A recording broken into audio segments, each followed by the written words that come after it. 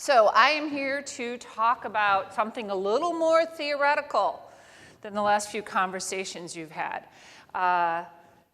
We at Realtor.com, since our acquisition by News Corp, have done a lot of infusing of resources into the company.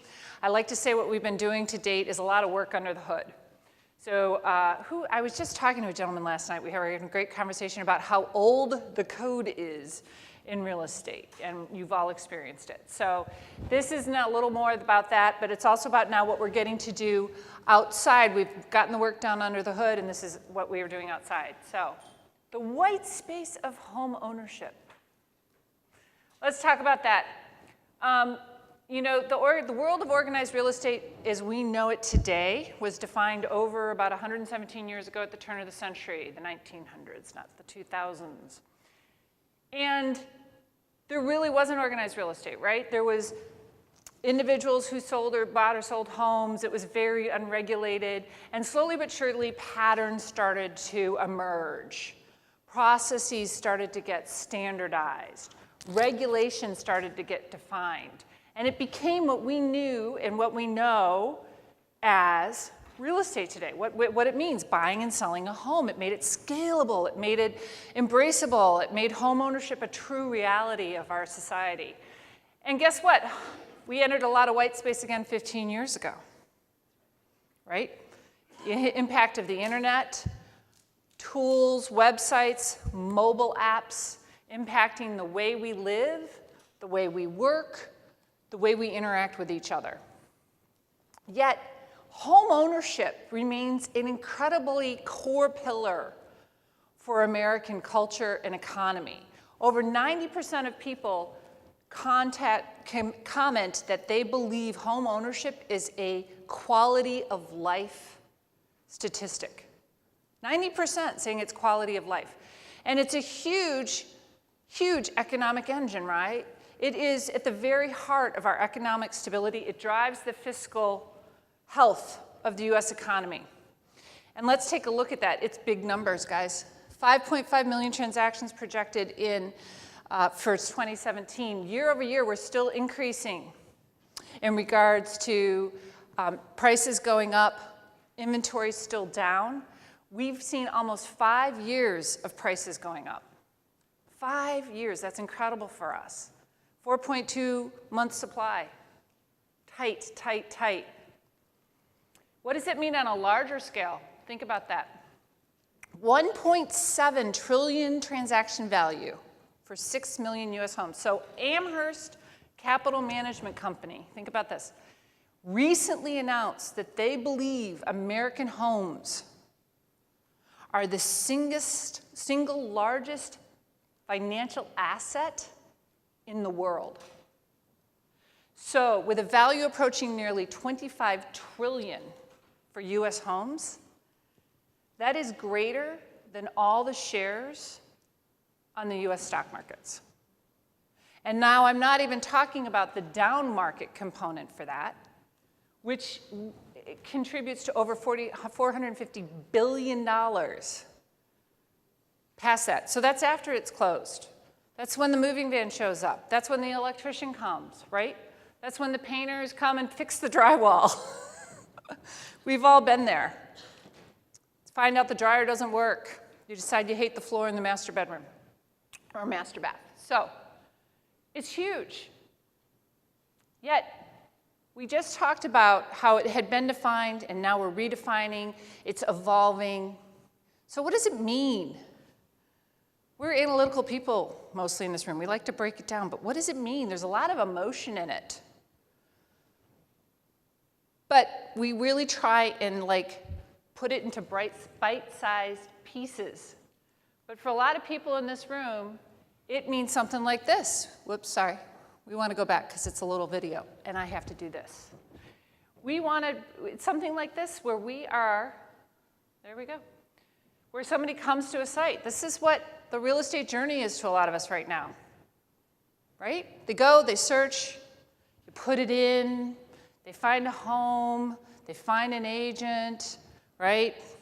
They enter that, incredible murkiness called the transaction phase, get through the transaction, and then they're in the home. I'm in the home, I'm in the home. It's really linear. It's very great boxes there, don't we? We love that. We want to own it. We got the boxes and everything.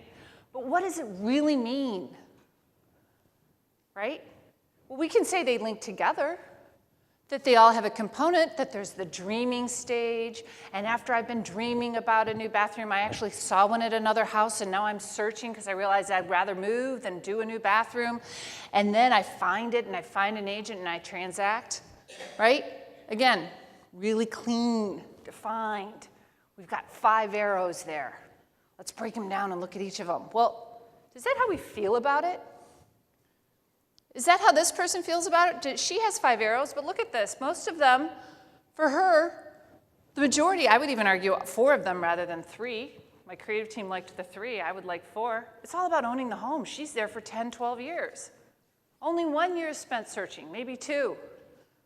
That's what it means to her. And it's not just about this. There's a lot of ups and downs, right? There's a lot of dreams that go into it. There's a lot of heart. There's a lot of want, aspiration. Well, we're doing a lot of research at Realtor.com, and we're really trying to dive into what does home ownership mean? And recently, this is one of the things our research team and our marketing team came up with. And I really want to share it with you because I think this gets at the heart of the experience. What does home mean to you? Home is safe. Home is love. Makes me cry. Home is happiness. Home is memories. Home is awesome. Home is serenity. Home is rest. Home is hectic. Home is the children. Home is warm. Home is community. Home is marriage. Home is... I'm out. That was fast. Home is potential. Oh, you got more? Yeah, keep going. Home is bikes.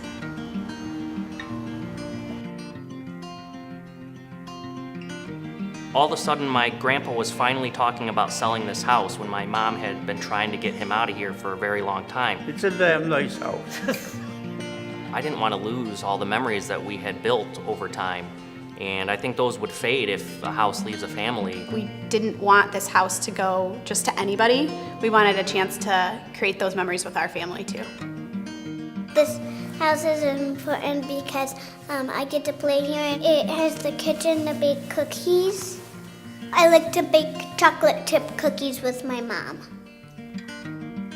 A lot of the first steps, a lot of the learning how to walk and learning how to talk happened in this room. We snack in this room, we do arts and crafts in this room. This is the room. You know, the living room is the home. It's really the heart. It's the heart. Yeah. But one of the things that have become an emotional investment for me is the garden. Every year, it's become this thing that I plan for. You have to tend to it. Someone has to pay attention to it and allow it to grow and thrive. And I think that's a really important skill that I want to teach my kids. It's something that my parents taught me, and gardening for us is a tradition. There's so many great memories when you live in a home, but I think one of the things that's really important is being close to the other people that are important to your life. And we're really close to his brother, his parents, and my parents. Being able to just go see him whenever we want, that's really important to us. And our family's in Michigan, so we'll be in Michigan forever. Looking back on it, there's a tremendous amount of emotional growth that has happened in this home, you know.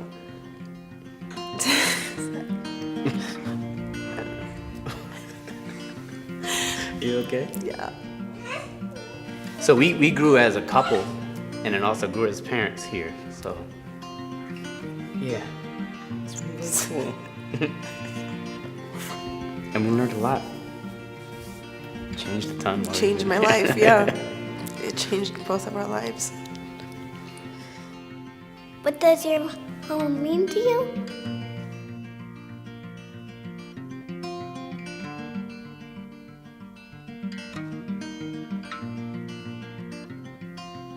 It means everything to me.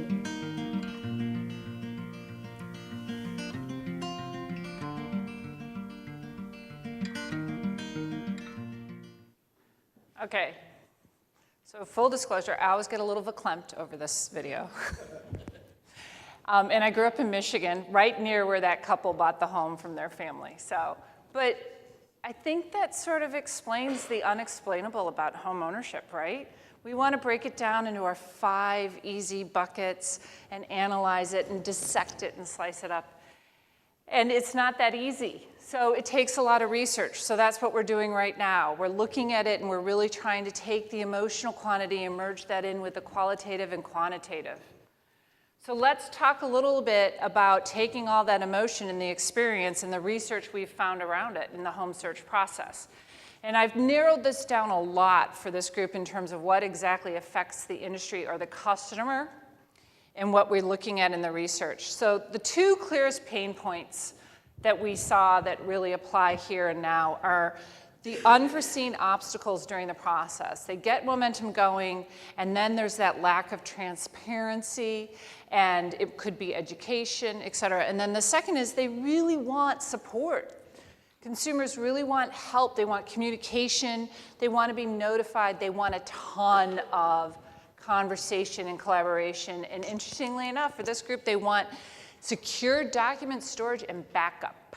They want to be able to go back and find this information, to have instant access to it once they've contributed it.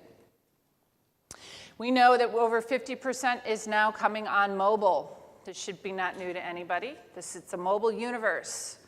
And as a result, with our traffic, we've really elevated our apps. They get great ratings. They've been redesigned completely. This is part of what's beginning to show. We're doing a lot of A/B testing on the apps. It's all on mobile. And then when we look back at the research, though, you know, it's interesting how much it doesn't change. So the process might be changing. The white space might be changing in regards to how we're actually going about buying and selling homes. But what is not changing is what people are looking for in homes. It's the same thing they were looking for 125 years ago, I might argue. Privacy, place for their family, stability, and it's an investment. It's probably the largest single investment they will make in their lifetimes. And we toss around this term a lot. I'm a marketer. You heard my background's marketing, and I'm telling you, marketing is data-driven. It needs to be data-driven, but it's when you're merging language with numbers, right? What does it mean to be a local market expert? 90% of consumers said it's important. They really want their realtor, their real estate agent, to be a local market expert. Well, what are they looking for from that person? What's the expertise they want to see? They want to see recent sales and comps. They want to see pricing trends, right? HOA fees, days on market, DOM. We all heard Rob talk extensively about DOM. Insider knowledge of the neighborhoods, as well as what's going on. Future development plans. That's stuff that, you know, you can't find just in scraping public records. They don't know when the next sewage system's going in. It's knowledge. All right? And we're beginning to leverage technology to address this white space, to make it more transparent for the consumers. So SignSnap gives them a picture immediately of what the house is, what the listing's going for, the pricing, right? Wow. I wish I could say that was part of the presentation, but I don't think it was, yeah. Take a picture of the sign and all the listing data comes up. Immediate, right at their fingertips, transparent. We all know those boxes are never full. Secondly, we have Street Peek. This is what they want, and remember right at the top, comps, past sales. Street Peek is augmented reality combined with a lot of data and AI in this. You hold it up and you can scan an area and you get past sales, current sales, what's on the market. As well as there's an iMessage app that's really cool that consumers can use with their agents and in a closed group, text group, to share information like properties, deliver it directly. And then of course 3D technology that's really immersive. We're really pushing the frontier on that. But this is all to dive into what the consumer wants in that experience, to try and get more depth to those flat arrows, right? Now remember, our consumer here, our lovely young lady who's buying her home, her first home. 4 out of those 5 arrows were about home ownership. Okay, think about that. What do we hear? What do we all spend our time with? We spend our time in that one arrow of hers, right? We spend it in the transaction phase, the searching phase, the finding a realtor phase, the escrow phase. That is almost our whole universe. Well, she's spending 90% of it outside of there in just owning her home. I'm in my home, I'm in my home. I want new curtains. No, I don't want new curtains, right? She's an owner, so who owns that time? I gotta say that nobody really owns this white space. There's gaps of white space in this whole cycle. So we've just launched My Home. And this is where you can be an owner, you can track your home. It's a single larger investment, as we said. You can see how it's doing. Once they're in, the time a consumer spends interacting with their home can be really limited. So it's about looking at it holistically and staying in touch with them throughout this time period, keeping the realtor and your members connected with them, because we know our members don't do a very good job of that. Having more insight to what's going on with their investment. Looks kind of like a Fidelity, right? Report on a portfolio, that's what it is. There's a lot of information there that they want to own. Nobody owns it. House doesn't own it. Model East, it doesn't own it. Apartment Therapy doesn't own it. Nobody owns this, and they want to. Homeowners are interested in this. So that's where she's spending 90% of her time. But it's not just white space in that area for that arrow for her. There's white space in our professionals' lives. We talked about it starting to change 15 years ago. For our patterns, processes, standards, regulations. Well, it changed for us too. It's changed as users of all this, as practitioners. Once again, our analytical minds, and we want to get really high level and break it down into these 5 groups. But here we have our real estate professional. And once again, he's living in the 2 arrows, or we would say 1, but 2 arrows of searching. That's where he wants to spend his whole time. We know this. He doesn't want to get in touch with them while they're owning. He doesn't want to talk to them about where they're going to find somebody to do their roof. He doesn't want to talk to them before January unless he has a really good CRM system. He doesn't want to talk to them in January about how they can maximize their tax benefits from home ownership. Look, you all just fell asleep when I said that anyways, right? I mean, nope, that's not where Jeremy wants to spend his time. And we know from consumers, when it comes to interacting with Jeremy, here's the other thing. He's so in the moment of that current deal, of pushing escrow, of following up with title.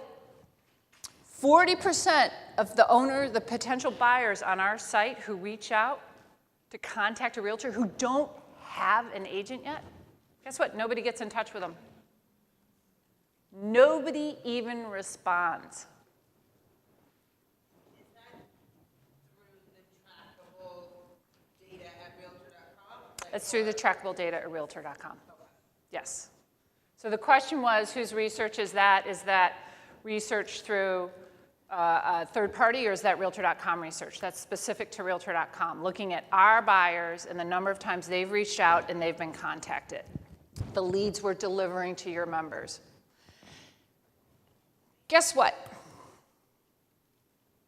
Of those who were responded to, 70% said just because they were responded to, it was a really personal experience. Okay, you know what that experience was? That experience was, hi, I heard you want more information, I'm gonna call you. Or hi, I've got this information on this property, let's talk. Or hi, how is that personalized? We know it was probably a bot maybe, or something they'd pre-programmed, right? But guess what? They'd made an action, and something had reacted. And they felt it was very personal. It's not complicated. 40% weren't even responded to. Of the ones who were, 70% thought it was fantastic and personalized. Response time, it's critical. They're already set up to succeed. When I was in the brokerage world, I used to go around and talk about this. I used to preach about the 5 minutes of response time. I used to say, it doesn't matter if you've only sold $200,000 homes and you get a lead on a $1.2 million home. You want to know why? They're going to stick with you because you called them back first. It was personal. The other thing is, of the ones who've been responded to that got followed up with detailed reports, guess where their customer satisfaction was at the end of the transaction? It was up in the upper 80s. Customer, huge, because of detailed information. Let's go back to the 2 points I showed you, the pain points. Communication, collaboration. But we tend to separate these worlds, don't we? Rather than treat them as one. They're one world. They're two people interacting with each other.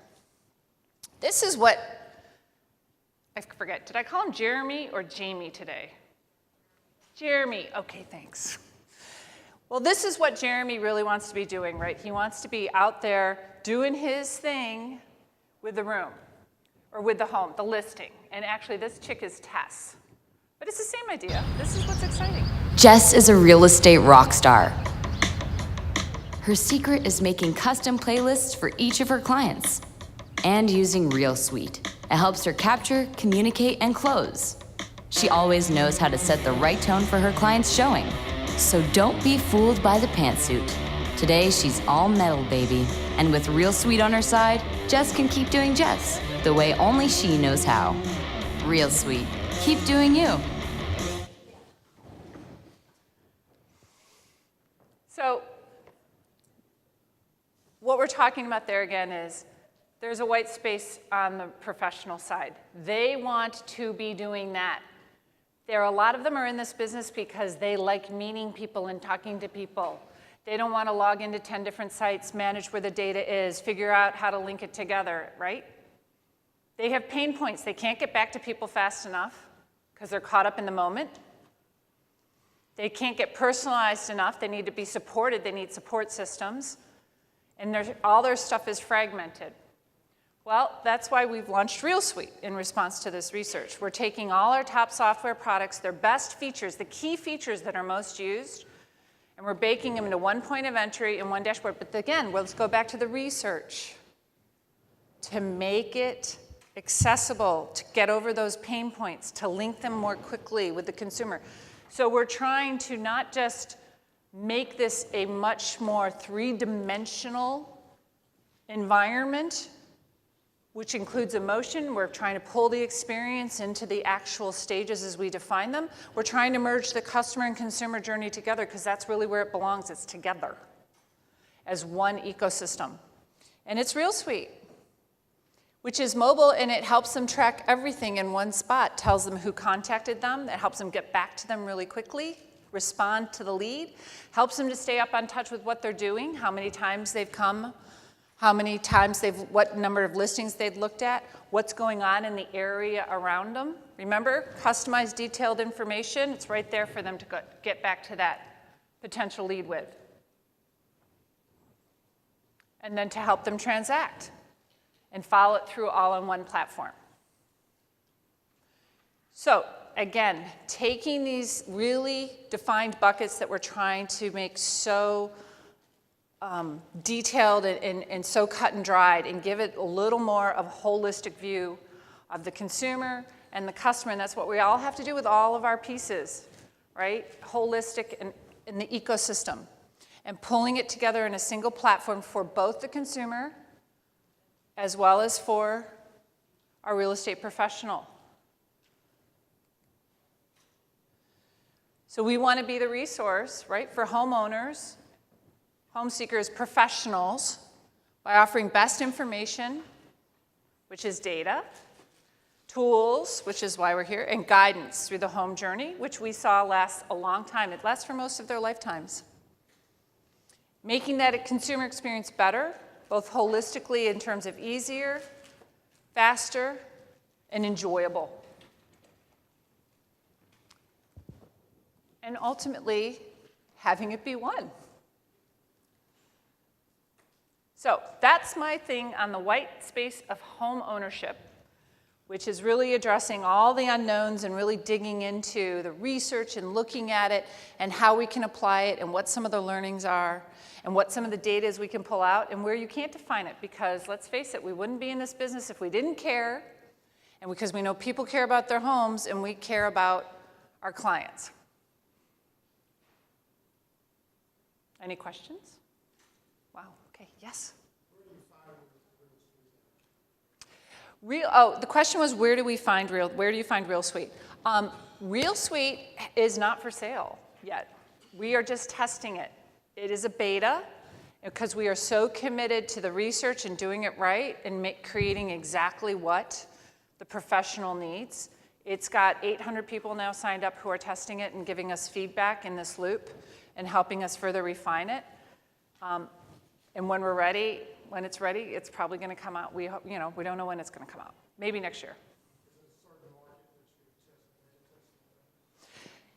Yes, the question was, is there a certain market we're beta testing with? Yes, we're currently beta testing with individual agents. Soon, next probably level will be teams and then brokers.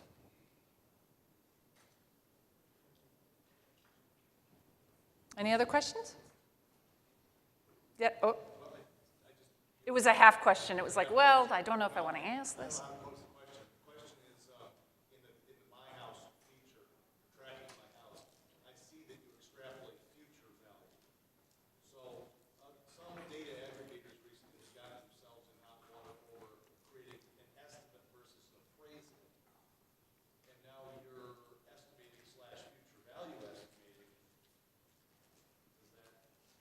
Well, first of all, that's a great question. So the question was, are we concerned about any liability around forecasting value, be it valuation models or other?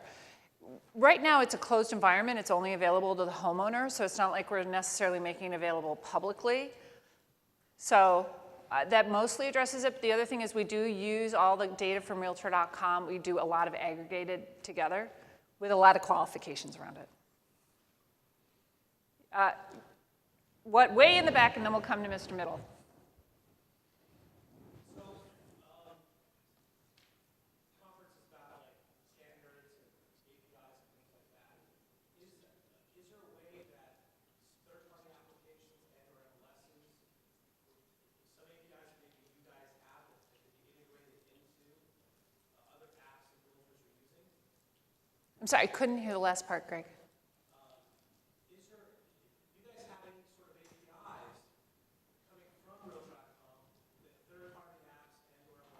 Yeah. Right. Thanks for speaking up. Did everybody hear it, or do you want me to repeat it? You all heard it. So the beginning of the presentation you missed is up until now, for the last 2 years with the acquisition of News Corp, we've been doing a lot of work under the hood, and we're finally getting around to that type of progress and development that we want to get to, and that's definitely on the timeline. But no, we do not currently have it. But it's not that it's not wanted. We know it's wanted. But we got to make sure the other stuff is stable first. Helps. Mr. Middle.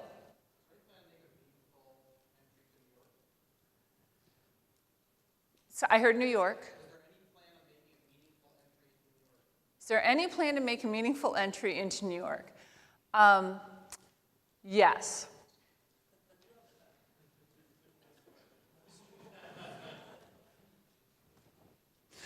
I heard recently this morning on the TV, it was about saying no and turning down things and understanding that both no and yes could be complete sentences into themselves.